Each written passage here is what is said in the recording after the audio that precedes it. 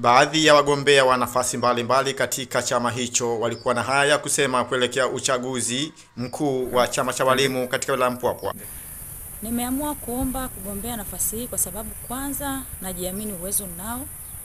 Mwaka 2020 walimu wenzangu walinipa ridhaa ya nafasi hii na hapo mengi tuliyofanya pamoja. Ukizingatia katiba ya chama cha walimu toleo 4 ambayo inaainisha majukumu ya mwenyekiti, lakini yapo mengine ambayo nitayafanya kama ubunifu.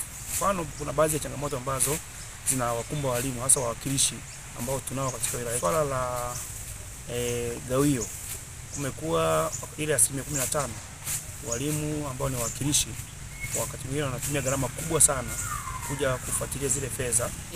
Swala zima la ujasiriamali kwa kina mama ni kitu cha msingi sana.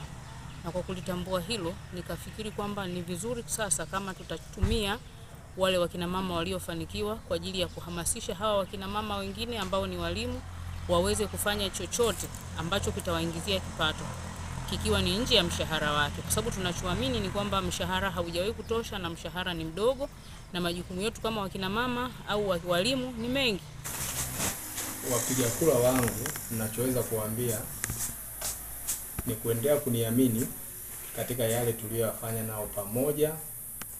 Tulianza nao 2020, tumetekeleza mengi, na yale ambayo bado tunaendelea nayo tutayamalizia katika kipindi hiki kinachofuata wakiniamini. Legan Liwa ni katibu wa chama cha walimu wilaya Mpwapwa. Anasema kwa mwaka huu mwamko kwa walimu umekuwa ni mkubwa baada ya kujitokeza wengi kuchukua fomu na kugombea nafasi mbalimbali katika chama hicho. Kwanza mimi kama mtendaji na furaha sana, maana fomu zilichukuliwa nyingi. Mpaka sasa hizi katika nafasi zote nina wagombea wasiopungua 53 kama sio 52.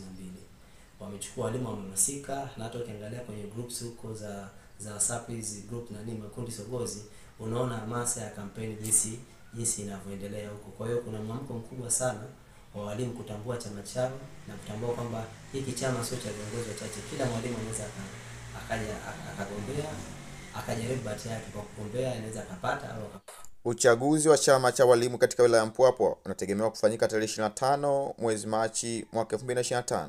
Kuna nafasi mbalimbali zitagombewa zikiwemo mwenyekiti wa chama, mhasibu wa chama, wakilishi wa walimu sekondari, shule ya msingi, lakini kwa mwalimu mwenye ulemavu na wawakilishi wa matawi.